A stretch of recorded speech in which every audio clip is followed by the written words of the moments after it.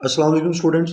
Second year physics chapter 12 का ये lecture number 20, जिसमें हम इस चैप्टर के आखिरी टॉपिक पोटेंशियोमीटर को सीखेंगे।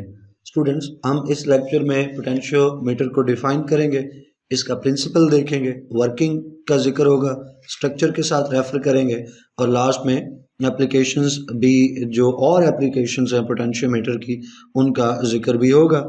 लेकिन अगर करिकुलम में दिए गए लर्निंग आउटकम को सामने रखें तो हमें पोटेंशियोमीटर के फंक्शंस को डिस्क्राइब करना है। दो फंक्शंस हमें कहा गया, एक कि इसको इस्तेमाल करते हैं पोटेंशियल डिफरेंस को मेजर करने के लिए, तो कैसे इस्तेमाल करते हैं, और फिर पोटेंशियल डिफरेंसेस को कंपेयर करने के लिए इसको कैसे इस्तेमाल करते हैं, ये हमने एक्सप्लेन करने हैं। और साथ ही जब हम इसकी वर्किंग को एक्सप्लेन कर रहे हों तो इस बात का जिक्र करना है कि ये अपनी वर्किंग में सर्किट से किसी तरह का कोई करंट ड्रॉ नहीं करता है। ये एक इसका इम्पॉर्टेंट फीचर है, इसको लेके एग्ज़ाम में अलग से एमसीक्यू या शॉर्ट क्वेश्चन पूछा जा सकता है। तो वर्किंग में इस पॉइंट को हम डिटेल के साथ सीखेंगे। लेक्चर का आगाज़ करते हैं डेफिनेशन की हेडिंग से। स्टूडेंट्स, नाम पे गौर करें तो दो वर्ड्स हैं जिनसे ये एक सिंगल वर्ड बन रहा है, पोटेंशियल डिफरेंस के लिए, और मीटर का मतलब है मेजर करना। तो पोटेंशियोमीटर जो है ये एक मेजरिंग डिवाइस है जिसको पोटेंशियल डिफरेंस मेजर करने के लिए और पोटेंशियल डिफरेंसेस को कंपेयर करने के लिए इस्तेमाल किया जाता है। अपनी नेचर में ये एक null type resistance network device है, यानी जो ऊपर हम जिक्र कर रहे थे कि अब जब ये काम करता है तो अपनी वर्किंग में ये सर्किट से किसी तरह का कोई करंट ड्रॉ नहीं करता है। इसी बात को यहाँ मुख्तलिफ अल्फाज में लिखा गया कि null type resistance network device, यानी सर्किट से करंट ड्रॉ नहीं करेगा। दूसरे नंबर पे हम प्रिंसिपल का जिक्र करेंगे, लेकिन प्रिंसिपल से पहले मैं आपको ये बताना चाहता हूँ कि हम पोटेंशियोमीटर को ही क्यों डिस्कस कर रहे हैं, क्या और कोई डिवाइस नहीं है पोटेंशियल डिफरेंस को मेजर करने के लिए। तो इसके ऊपर अलग से एमसीक्यू या शॉर्ट क्वेश्चन आ जाता है, तो हमें पता होना चाहिए, तो जल्दी से सीख लेते हैं। पोटेंशियल डिफरेंस को मेजर करने के लिए डिफरेंट तरह की डिवाइसेस अवेलेबल हैं, लाइक वोल्ट मीटर हम सीख चुके, इसको इस्तेमाल किया जा सकता है, ये एनालॉग है।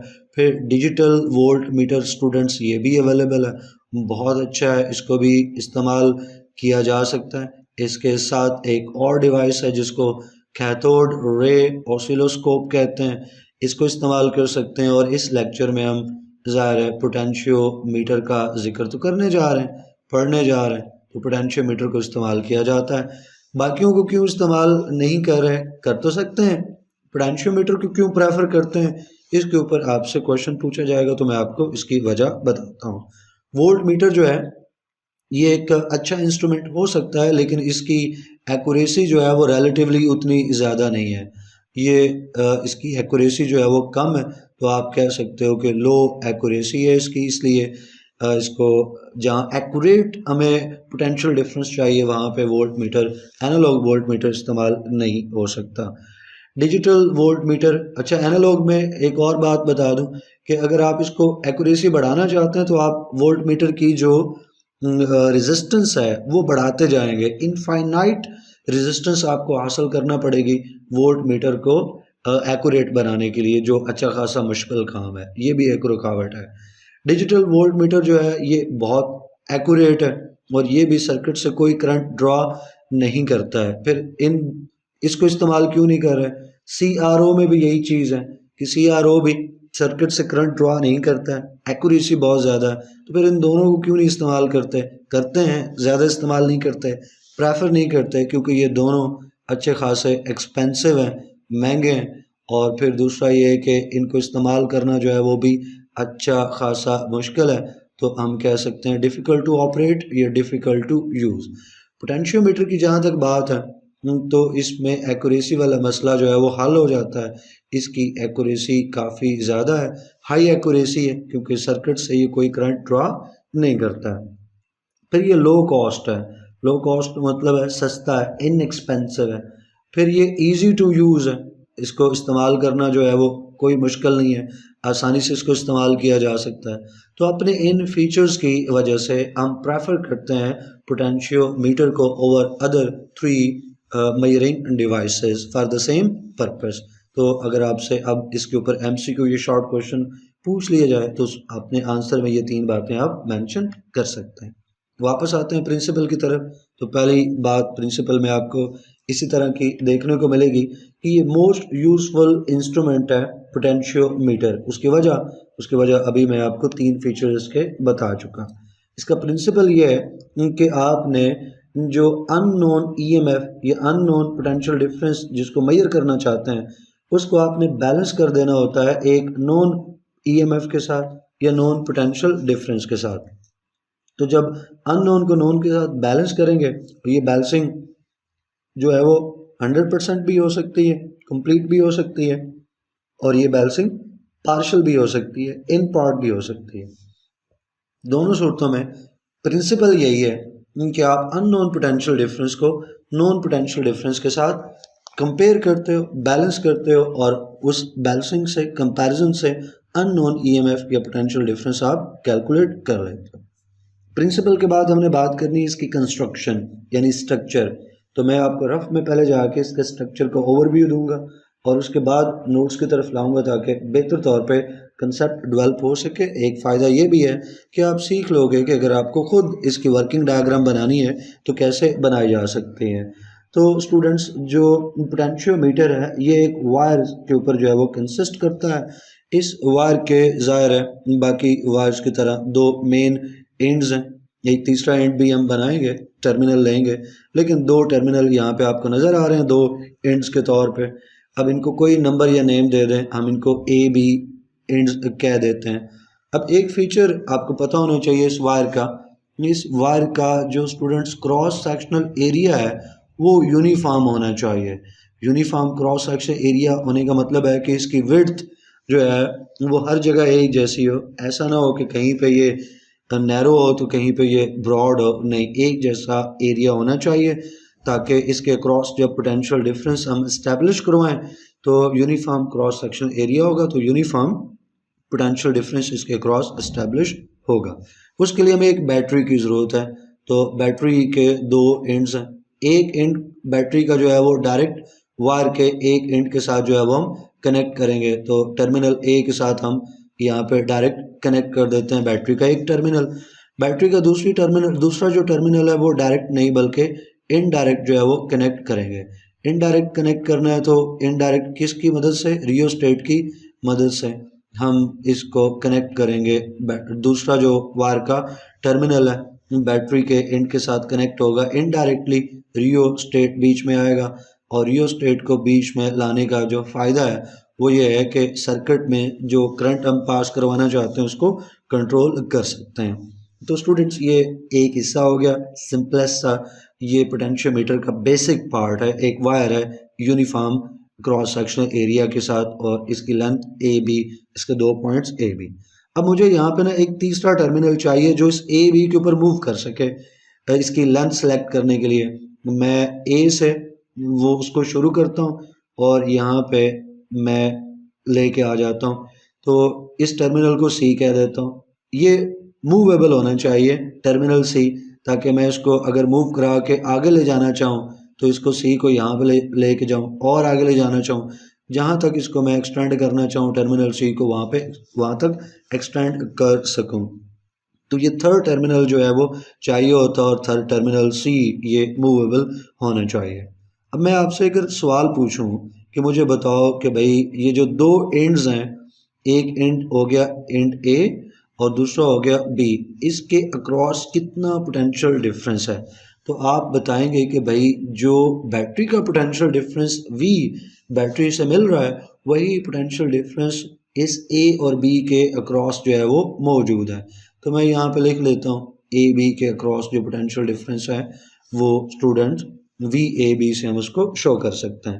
لیکن جو تیسرا ٹرمینل میں یہاں پہ لے رہا ہوں، یہ ٹرمینل C جس کو میں کہہ رہا ہوں، تو اس C ٹرمینل کے ساتھ جو ایک سیکشن بن جاتا ہے وائر کا AC، اس AC کے اکراس کتنا پوٹینشیل ڈفرینس ہے اس کو لیبل کرنا چاہیں، لکھنا چاہیں تو ہم اس کو VAC کہہ سکتے ہیں۔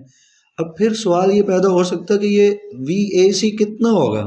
تو اس کا جواب صاف نظر آ رہا ہے کہ جتنی لینتھ ہوگی A سے لے کے C تک کا یہ جتنا پورشن ہے उसी पोर्शन के डायरेक्टली प्रोपोर्शनल है वी ए सी।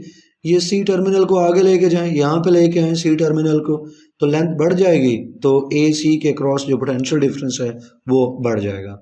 तो ए सी का जो पोटेंशियल डिफरेंस है section A C, part A C के क्रॉस या पॉइंट्स ए सी के क्रॉस जो पोटेंशियल डिफरेंस है वी ए सी से शो कर दिया, और ये डायरेक्टली प्रोपोर्शनल हो गया वो जो लेंथ है ए और सी की। तो मैं लेंथ को एल से डिनोट कर देता हूँ और ए सी लिख देता हूँ, ताकि वो जो सेगमेंट ए सी है उसकी लेंथ के डायरेक्टली प्रोपोर्शनल।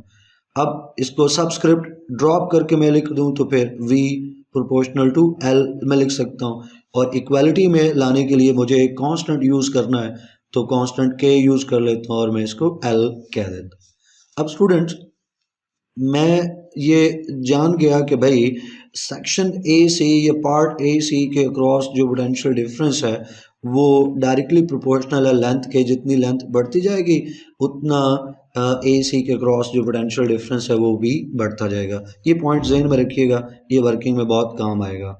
अब मैं ये चाहता हूँ कि मेरे पास एक सेल है, लेट्स से उसकी ईएमएफ को एप्सिलॉन 2 से मैं इंडिकेट कर देता हूँ, ये अननोन है, मुझे कैलकुलेट करनी है। तो इस अननोन ईएमएफ को मैं एक नोन ईएमएफ के साथ बैलेंस करके कंपेयर करके मालूम कर सकता हूँ। तो उसके लिए मुझे क्या करना पड़ेगा, उसके लिए मुझे ये जो सी टर्मिनल है इसके दरमियान में उस नॉन स्टैंडर्ड जो सेल है उसको कनेक्ट करना पड़ेगा। तो मैं दोबारा से सी टर्मिनल को ड्रॉ करूँगा विद सेल।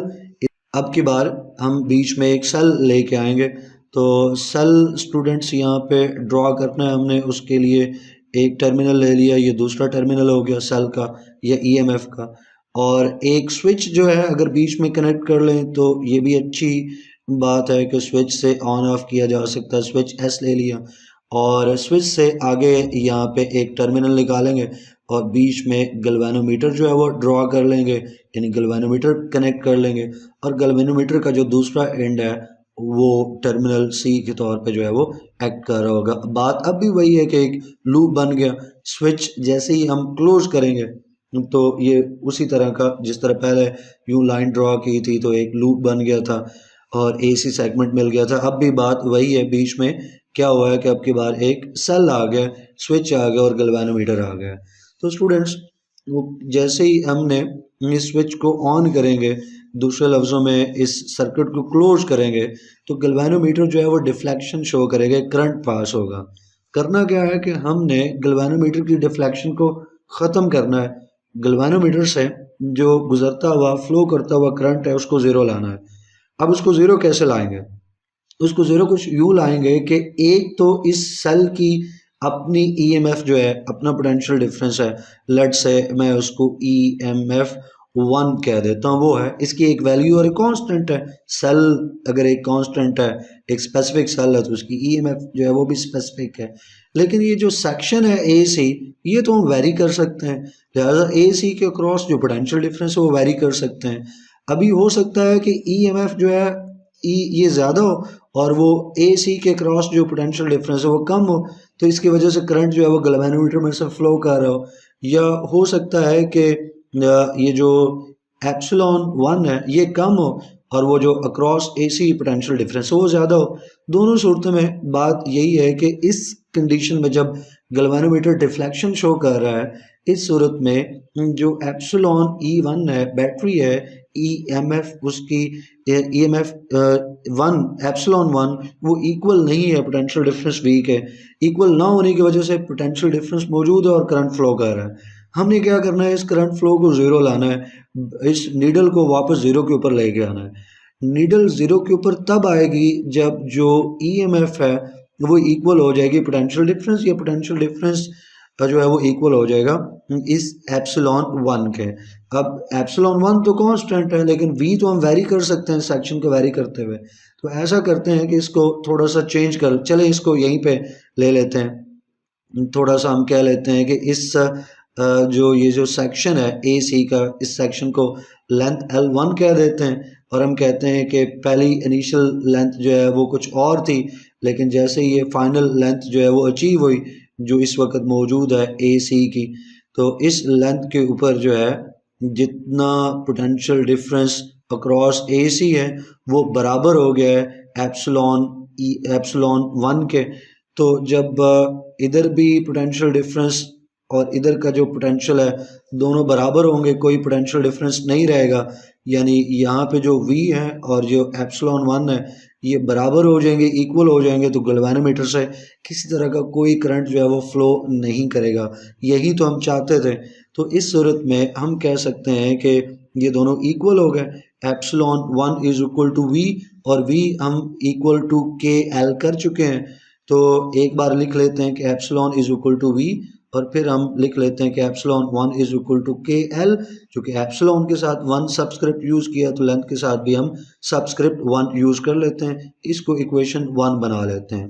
اگلی بار میں اس کو تھوڑا سا اسٹوڈنٹس دوبارہ سے کچھ صاف کر کے تو ایک اور چیز جو ہے وہ آپ کو ایکسپلین کرتا ہوں. اب کی بار ہمیں ایک اور سیل جو ہے وہ بیچ میں لگا دینا ہے, ایک ایسا سیل بیچ میں لگا دینا ہے جس کی ای ایم ایف جو ہے وہ ہمیں معلوم نہیں ہے, جس کا پوٹینشیل ڈفرینس جو ہے وہ ہمیں ان نون ہے, اس کو بیچ میں لانا ہے. اور اس کے لیے ہم نے دوبارہ سے جو سیکشن اے سی ہے اس کو لینا ہے, یعنی اپنا جو سی ٹرمینل ہے اس کو موو کرنا ہے. تو پہلے دوسرے سیل کو بیچ میں لے کے آتے ہیں. تو یہ جو لائن ہے اسی وائر کو ہم ایکسٹینڈ کریں گے.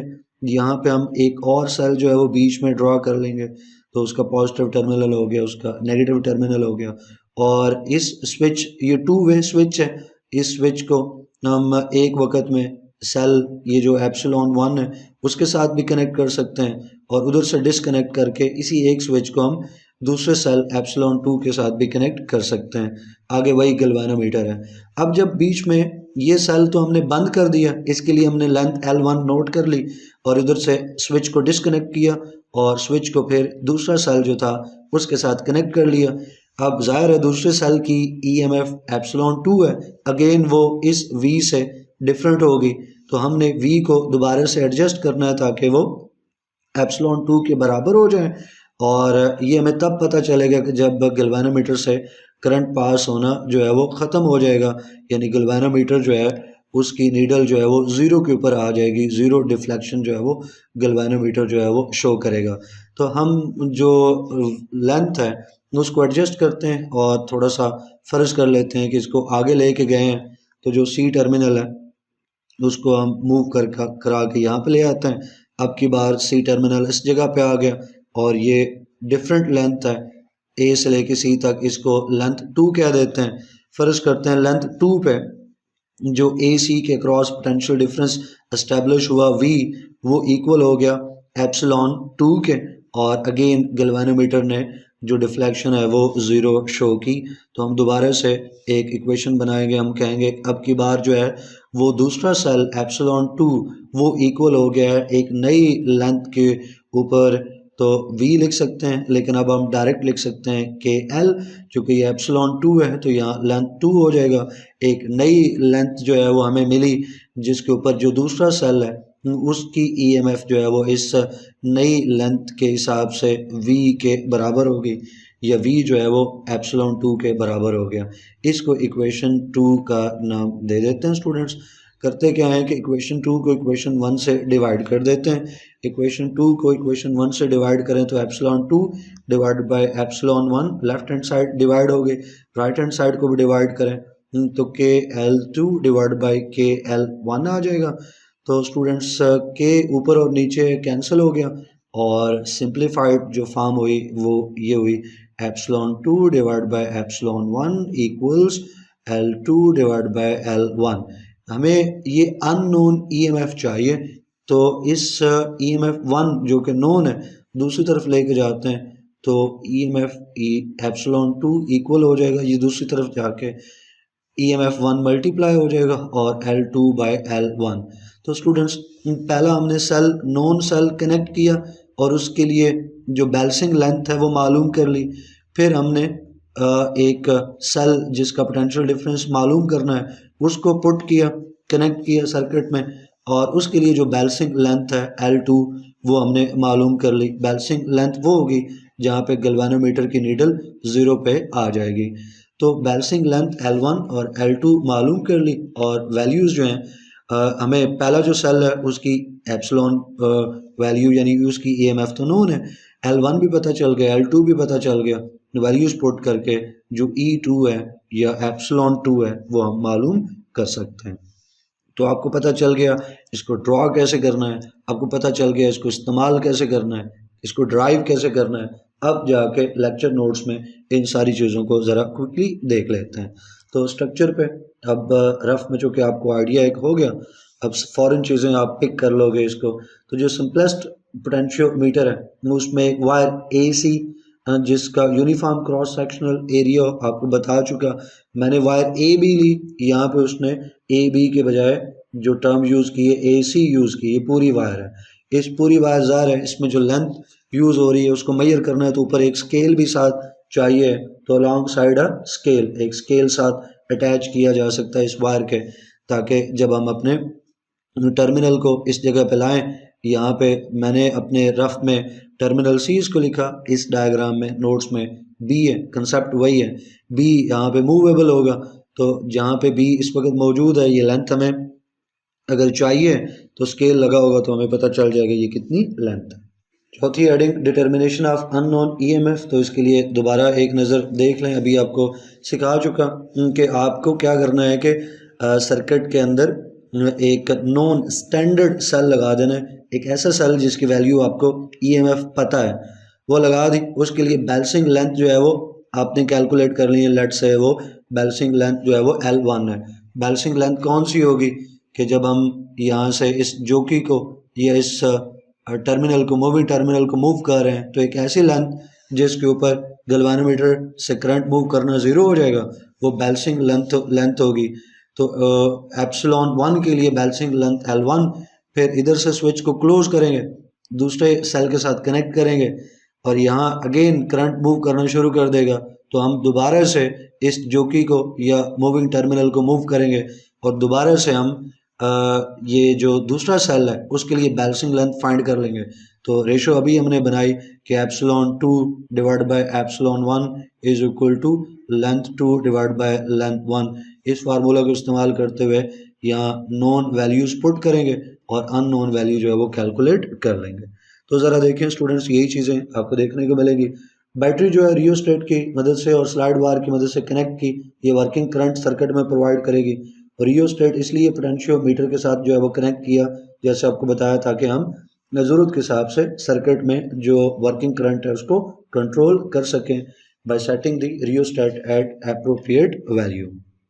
اب جو اصل چیز ہے وہ یہ ہے کہ ہم نے پہلے کنیکٹ کرنا ہے سیل 1 کے ساتھ، کنیکشن ٹو ایپسلون 1 کا مطلب ہے کہ پہلا سیل آپ لگاؤ، جو پہلا سیل ہے یہ ایک سٹینڈرڈ سیل ہے، اس کی ای ایم ایف نون ہے، اس کو ہم ایپسلون 1 سے انڈیکیٹ کر رہے ہیں۔ جو ٹرمینل اے ہے اس کے اے اور ٹرمینل 1 جو ہے سوئچ کا، اور سوئچ 2 وے سوئچ ہے، بتا چکا یہ 2 وے سوئچ دونوں طرف جو ہے وہ کنیکٹ ہو سکتا ہے۔ 2 وے سوئچ ایک ایسا سوئچ ہے، ایک طرف سے کلوز تو دوسری طرف سے آن، کسی دوسرے حصے کے ساتھ آن اس کو کیا جا سکتا ہے۔ تو یہ ادھر سے ہو گیا اے اور ادھر سے ہو گیا ٹرمینل 1، یہ والا سوئچ کا ٹرمینل 1، اس کے درمیان میں آپ پہلا سیل جو ہے وہ لگا دو اور اس کے لیے بیلنسنگ لینتھ جو ہے وہ L1 کیلکولیٹ کر لو۔ تو اس کے لیے جو سلائڈر بی ہے اس کو موو کریں گے against the wire a C, again یہاں پہ آپ دیکھو یہ وائر اے اور سی ہے، اس کے اوپر سلائڈر بی کو یا جو کہ بی کو ادھر یا ادھر موو کریں گے اور دیکھیں گے کہ کس طرف کہاں پہ جو جی ہے گلوانومیٹر اس کی ڈیفلیکشن زیرو آتی ہے، وہی بیلنسنگ لینتھ ہوگی، اسی کی تلاش میں آپ نے بی کو، سلائڈر بی کو موو کرانا ہے اکراس اے سی، اور آپ نے اس کو اس طرح سے ایڈجسٹ کرنا ہے کہ گلوانومیٹر زیرو ڈیفلیکشن شو کرے، اور زیرو ڈیفلیکشن شو کرنے کا مطلب ہے کہ ہم نے پہلے سیل کے لیے بیلنسنگ لینتھ L1 جو ہے وہ کیلکولیٹ کر لی، اور جو سیکشن بنا وائر کا، جو سیکشن یوز ہوا وہ اے بی ہے، اور اے بی کا جو سیکشن اسٹوڈنٹ یوز ہوا ہے ظاہر ہے اے بی کے اکراس جو پوٹینشیل ڈفرینس ڈیولپ ہوگا، لیٹ سے وہ اے بی اگر اس کو ہم ڈینوٹ کر دیں اے بی سے، اور یہ ڈائریکٹلی پروپورشنل ہوگا، جو لینتھ ہے L1 جتنی زیادہ ہوگی اتنا اس کے اکراس پوٹینشیل ڈفرینس یا پوٹینشیل ڈراپ اسٹیبلش ہوگا۔ اور جب ہم نے اس کو بیلنس کر دیا ہے، یہ بیلنسنگ لینتھ ہمیں مل گئی ہے، تو اس کا مطلب ہے کہ بیلنسنگ لینتھ کے اوپر تو वोल्टेज जो है वो बराबर हो गया है। दूसरे लफ्ज़ों में गैल्वेनोमीटर जो है उससे कोई करंट पास नहीं हो रहा, गैल्वेनोमीटर से कोई करंट पास नहीं हो रहा। इसका मतलब है जो सेल नॉन ईएमएफ का सेल ईएमएफ 1 वाला जो कनेक्ट किया उसकी ईएमएफ E1 या एप्सिलॉन 1 वो बराबर हो गई है इस पोटेंशियल डिफरेंस के। और ये VA भी, ये सिंपल V बोलो, इसकी वैल्यू हम निकाल सकते हैं। हमने थोड़ी देर पहले रफ में देखा कि प्रोपोर्शनैलिटी लाने के लिए यहाँ पे K इस्तेमाल कर सकते हैं, इक्वेशन बन जाती है VKL। तो हम क्या कर लें कि चूँकि ये एप्सिलॉन 1 इसके बराबर है तो एप्सिलॉन 1 इक्वल कर लेते हैं, वहाँ V की वैल्यू पुट कर लें KL1, ये इक्वेशन 1 बन गई। जैसे थोड़ी देर पहले आपको रफ में यहाँ पे मैंने एक्सप्लेन किया था, दोनों इक्वेशंस बना के फिर उनको डिवाइड कर लिया था, ये वही बात है। तो ये जो AB के cross potential difference V establish हुआ, ये VA भी उतने ही है जितनी EMF एप्सिलॉन 1 है। अब इसी तरह का काम हमने अब एक अननोन सेल के लिए करना है जिसकी कि EMF एप्सिलॉन 2 है और अननोन है। तो स्विच का जो टर्मिनल 2 है उसको कनेक्ट करेंगे हम किसके साथ, एक दूसरे सेल के साथ जिसकी की वैल्यू अननोन है, एप्सिलॉन E2 हमें मालूम नहीं है और उसको मेजर करना है। अगेन हम क्या करेंगे, स्लाइडर B को मूव करेंगे अक्रॉस AC वायर, वो जो फुल वायर है उसके ऊपर मूव करेंगे और देखेंगे कि अब की बार जो दूसरा सेल है जिसकी एप्सिलॉन वैल्यू 2 है उसके लिए जो बैलेंसिंग लेंथ L2 है वो कितनी निकलती है। उसके लिए हमें पता चलेगा कि जब गैल्वेनोमीटर जो है वो ज़ीरो डिफ्लेक्शन शो करेगा तो बैलेंसिंग लेंथ L2 हमें मिल जाएगी। तो स्टूडेंट्स अगेन ये जो इक्वेशन ऊपर हमने बनाई है कि अब की बार दोबारा से AB एक सेक्शन हमें मिलेगा और इसके क्रॉस पोटेंशियल डिफरेंस जो है अब की बार प्रोपोर्शनल होगा L2 के। और अगेन आप इसको इक्वालिटी में बदल लो, ट्रांसक्रिप्ट जो सबस्क्रिप्ट है AB वो हटा दो तो KL2 आ जाएगा। और अब की बार ये हमने सेल 2 के लिए किया है तो एप्सिलॉन 2 इक्वल हो जाएगा KL2 के, इक्वेशन 2 हो जाएगी। दोनों इक्वेशंस को इस्तेमाल करते हुए हम रेशो निकाल लेंगे जैसे आपको रफ में एक्सप्लेन किया कि इक्वेशन 2 को इक्वेशन 1 से डिवाइड कर दो, लेफ्ट हैंड साइड को लेफ्ट हैंड साइड से, राइट हैंड साइड को राइट हैंड साइड से डिवाइड किया, के से कैंसिल कर जाएगा और ये रेशो हमें मिल जाएगी जो नोट्स में यहाँ आपको नज़र आ रही है। हमारा टारगेट एप्सिलॉन 2 को है, इसको इधर लाकर मल्टीप्लाई कर दें तो एप्सिलॉन 1 ये तो स्टैंडर्ड सेल की हमें पता है, बैलेंसिंग लेंथ L1 भी मालूम कर ली, बैलेंसिंग लेंथ L2 भी मालूम कर ली, वैल्यू पुट करो और एप्सिलॉन 2 आप कैलकुलेट करो। स्टूडेंट्स ये एक एप्लीकेशन थी पोटेंशियोमीटर की कि किस तरह से पोटेंशियोमीटर को हम इस्तेमाल कर सकते हैं to measure the unknown EMF। अब दूसरा इसका इस्तेमाल जो है वो पोटेंशियल डिफरेंसेस को कंपेयर करना है। तो इसके लिए हमें कुछ करने की ज़रूरत नहीं है, सेम तरीकाकार है, सेम स्ट्रक्चर है, सेम डेरिवेशन है। तो वो जो रेशो बनाई है तो रेशो ही तो कंपैरिजन होता है। तो यहाँ देखें एप्सिलॉन 2 डिवाइड बाय एप्सिलॉन 1, दूसरे सेल की EMF पहले सेल की EMF से डिवाइड हो रही है तो ये जो डिवाइड होना है, रेशो होना है, इसी को स्टूडेंट कंपैरिजन कहते हैं।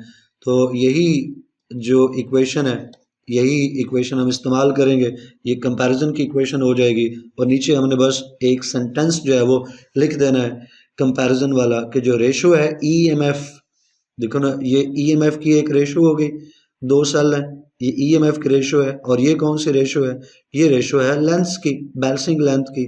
तो EMF की रेशो इक्वल है ratio of the balancing length, ये स्टेटमेंट है कंपैरिजन ऑफ पोटेंशियल डिफरेंसेस की।